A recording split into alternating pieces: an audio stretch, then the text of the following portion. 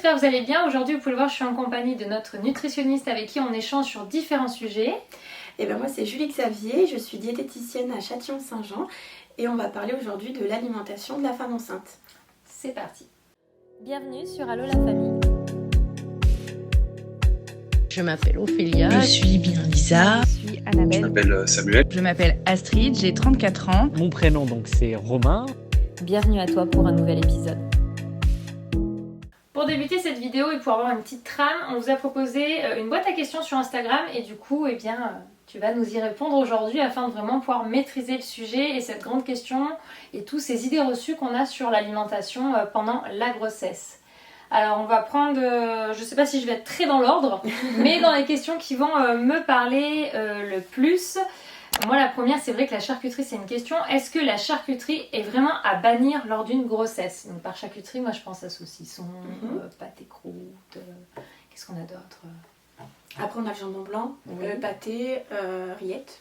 Alors pour répondre à cette question, ça va dépendre du type de charcuterie. Mais il est vrai que la charcuterie, comme le saucisson, le pâté, la rillette, malheureusement c'est quelque chose qu'on va éviter pendant la grossesse pour éviter le risque de toxoplasmose ou de listeria qui sont des bactéries et un parasite qui peuvent avoir des dangers pour le développement du fœtus. Donc c'est des choses à bannir. Par contre, par exemple le jambon blanc ou la mortadelle, c'est quelque chose qu'on peut consommer parce que c'est une viande qui est cuite à forte température et qu'il n'y a plus de risque parce que la bactérie ou le parasite a pu être détruit lors de la cuisson.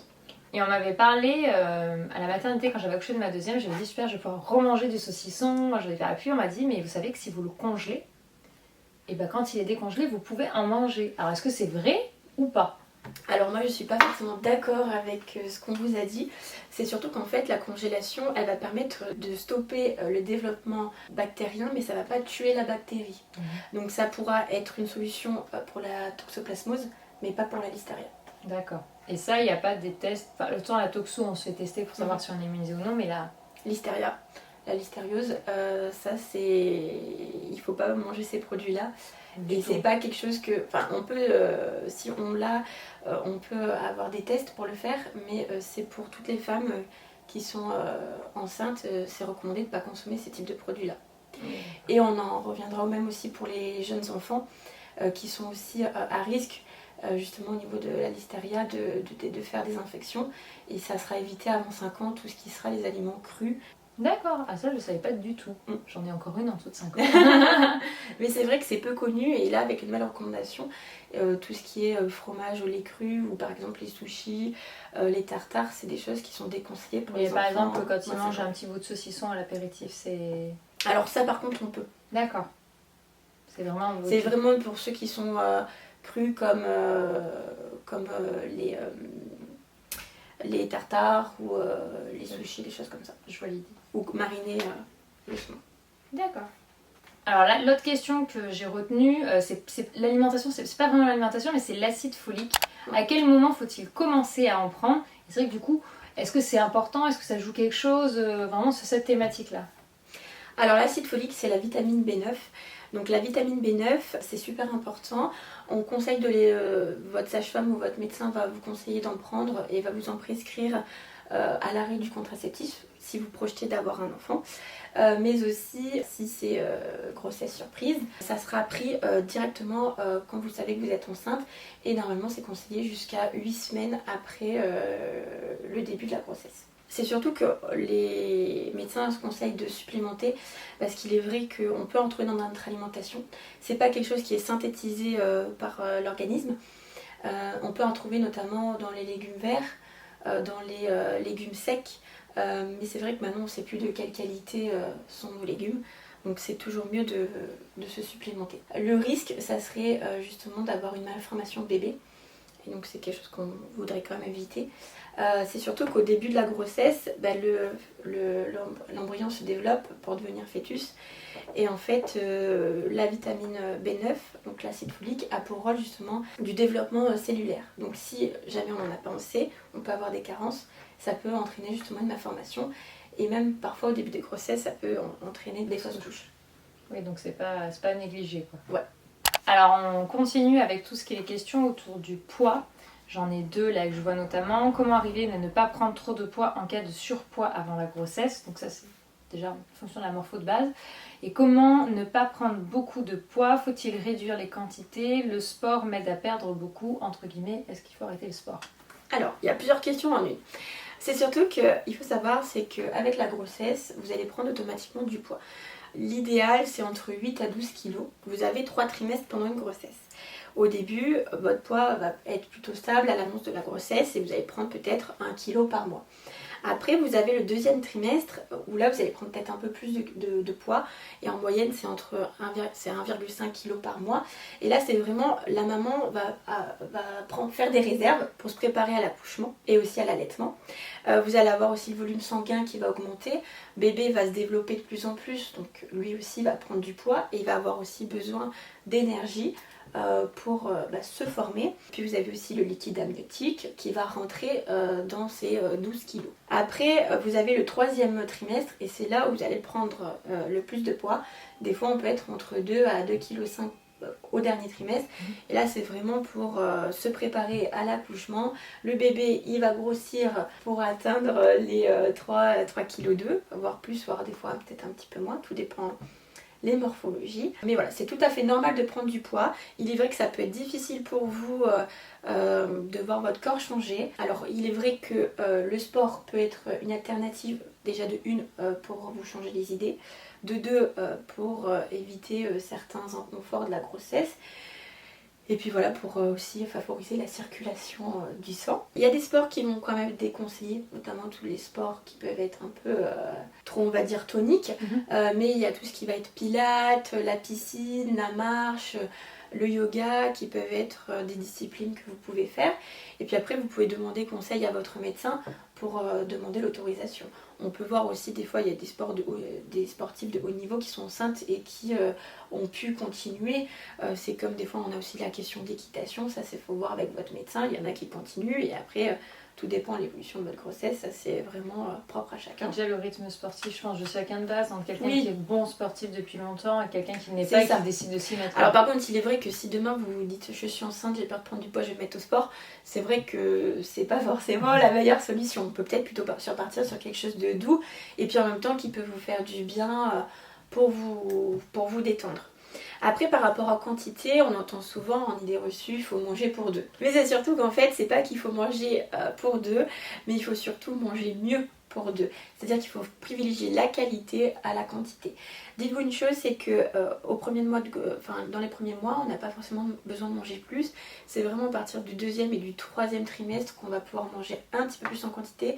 Mais au départ, c'est de là d'une collation en plus. Il faut savoir aussi, c'est que la grossesse, c'est un dérèglement hormonal. Donc, il est vrai qu'il y a des femmes qui vont peut-être prendre 6 kilos, des fois 8, et puis vous avez des femmes qui vont prendre peut-être 25-30 kilos. Donc c'est là où c'est ces femmes-là justement qu'il faudra surveiller de plus près, et notamment les femmes qui ont pu prendre beaucoup de poids très rapidement. L'idée, c'est de stabiliser après par la suite. Alors la question des envies. Pourquoi a-t-on des envies? D'où ça vient et comment les gérer? Alors ça, c'est une grande question. Il faut savoir une chose, c'est que les envies, on peut les avoir enceintes, mais aussi pas enceintes. Souvent, c'est le cliché j'ai envie de fraises. Alors c'est un peu une image, mais il est vrai que pendant la grossesse, on peut avoir des envies. Ça peut être dû au dérèglement hormonal, ça peut être dû aussi à des carences. Des fois, on peut dire, j'ai envie de fromage, ou j'ai envie de yaourt, ou j'ai envie de... j'ai envie de tomates. J'ai envie de tomates. Et souvent, en fait, ça peut être lié à une carence. La femme enceinte qui a envie de viande, potentiellement, c'est peut-être parce qu'elle a une carence en fer. Et peut-être qu'il faut justement aller dans ce type de produit-là. J'ai envie de tomates, potentiellement, j'ai envie de fraîcheur, j'ai envie de vitamine C pour me booster. Ensuite, des fois aussi, ça peut être des fringales. J'ai envie de manger quelque chose parce que j'ai faim. Ça peut être aussi, j'ai envie de quelque chose parce que je m'ennuie. Ou parce que j'ai telle émotion qui est passée, donc ça peut vraiment être dû à ça. Mais souvent aussi, ça peut des fois être, comme je disais tout à l'heure, des carences, mais des fois aussi, c'est je ne mange pas assez. Et on va être attiré vers des produits gras ou vers des produits sucrés. C'est pour ça que c'est important des fois de mettre en place des collations ou de fractionner son alimentation pour justement pallier à ces envies-là et de peut-être réduire ces envies-là. J'ai envie d'un gâteau, potentiellement je mets un goûter en place, je me pose et ça sera plutôt un moment convivial qu'une pulsion alimentaire. Et du coup, tu vois, tu parlais à la maison, tout ça, c'est plus simple à mettre en place. Ben non, toutes ces femmes enceintes, on a cette problématique, je dis on parce que j'y suis passée plusieurs fois, mais quand on mange en dehors de la maison, bah, c'est pas évident. Moi, par exemple, je me rendais dans une boulangerie et tu te rends compte qu'en fait, il y a quasiment rien que tu peux prendre parce que les salades, c'est pas possible. Les sandwichs, bah, il y a la moitié ou il y a des trucs, bah, tu peux pas dedans. Comment on gère ça en dehors de la maison pour les personnes qui mangent en extérieur, comment on gère ça et qu'est-ce qu'il faut, les éléments vraiment à tenir compte et les choses sur lesquelles bah, on peut se dire qu'occasionnellement c'est un peu manger quoi. Alors il est vrai que c'est une période assez difficile par rapport à ça et il faudra toujours faire attention à la toxoplasmose à l'extérieur. Alors on peut sinon partir sur le classique, le sandwich jambon beurre ou jambon et mental, on y a le droit. Après il est vrai qu'il faudra éviter tout ce qui a la mayonnaise, on ne sait pas si ça sera de fait maison ou industriel, on ne sait pas quels œufs ont été faits. Alors il est vrai que la mayonnaise, si elle est stérilisée, on peut en consommer, mais c'est vrai que si c'est du fait maison, c'est pas indiqué. On ne sait pas. Donc plutôt éviter tout ce qui est pain bagna où justement il y a plein de sauces. Et on évite aussi du coup le sandwich rosette. Malheureusement. C'est des choix difficiles. Le mieux c'est quand même d'éviter justement toutes ces tentations qui peuvent apporter des risques. Notamment si vous allez au restaurant et vous voulez prendre la salade César, potentiellement on ne sait pas si la salade a bien été lavée. Dans les règles de l'hygiène, normalement oui. Mais il est vrai qu'on ne sait pas. Donc plutôt privilégier, si vous voulez, le steak frites bien cuit avec, par exemple, s'ils font une ratatouille ou plutôt un légume cuit. Oui, vraiment tout ce qui n'est pas cuit, essayer d'éviter en dehors de la maison, moins on limite les risques. Quoi. C'est ça. Une jolie petite fleur avec écrit « Idée reçue femme enceinte ». Du coup, si tu peux nous expliquer en quoi ça consiste. Donc en fait ça c'était en atelier que j'ai fait ce petit jeu vrai et faux justement sur les idées reçues qu'on peut avoir pendant la grossesse. Donc je vais pouvoir vous les énoncer puis en même temps je peux te faire participer pour savoir ce que tu en penses. Alors je peux manger épicé pendant ma grossesse. Plutôt vrai ou plutôt faux?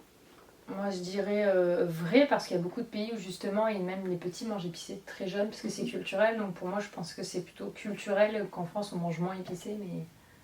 On peut manger épicé et justement il faut savoir aussi une chose, c'est que le développement de bébé il va être nourri via le cordon ombilical où tout va passer les nutriments et il est vrai que des fois de varier votre alimentation ça peut commencer à construire le répertoire alimentaire de bébé et notamment après on peut aussi le voir avec l'allaitement mais aussi après pour la diversification alimentaire.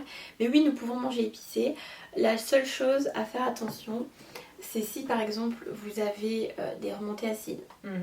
Peut-être on va faire une pause sur les épices. Si jamais par malheur vous avez une crise d'hémorroïdes, c'est pareil, on va peut-être éviter de manger des épices. Mais de manière générale, vous pouvez en manger. Après on a je dois manger comme 2. Du coup on l'a dit tout à l'heure, non mais manger mieux, oui, pour 2. Il est vrai que si je peux rajouter, des fois on pense souvent dire... il faut manger de la viande tous les jours, il faut manger par exemple des légumes tous les jours. Il est vrai que le mieux c'est de privilégier la qualité à la quantité. C'est-à-dire que si vous voulez vous faire plaisir avec un bon steak, malheureusement vous ne pourrez pas le manger saignant. Mais vous pouvez vous dire je prends un steak du boucher, peut-être j'en mangerai qu'un tous les 2 jours, mais au moins il sera de bonne qualité. Après c'était je ne dois plus faire de sport. Je dirais que ça dépend en fait de la personne en face en fait, voir avec le médecin pour moi. Oui. Donc ça vous allez voir avec votre médecin. Il est vrai que si vous avez jamais fait de sport et demain vous voulez mettre 4 heures de sport dans la semaine, ça risque d'être difficile. Mais voilà, privilégiez la marche le plus possible. Privilégiez aussi si vous aimez des fois aller à la piscine. Ça peut vous permettre aussi de ne pas porter votre poids du corps et ça peut vous permettre de vous relâcher. Et puis après vous avez tout ce qui est yoga, pilates et vous avez aussi justement des exercices de respiration et qui sont spécialisés justement des fois pour la grossesse. N'hésitez pas à demander l'avis de votre médecin et puis surtout de vous écouter si vous êtes fatigué, n'allez pas faire une séance de sport qui pourrait encore plus vous fatiguer. Je peux choisir ce que je veux au restaurant. Du coup non. Et on fait attention aussi à tout ce qui est mousse au chocolat, mayonnaise, toutes les préparations qui ne sont pas cuites et où on ne sait pas la provenance justement des aliments. Là on se pose aussi la question pour le restaurant, mais c'est pareil pour la mamie, les parents. Alors il est vrai que ça peut être difficile des fois dans les premiers mois de grossesse où on ne l'informe pas de suite.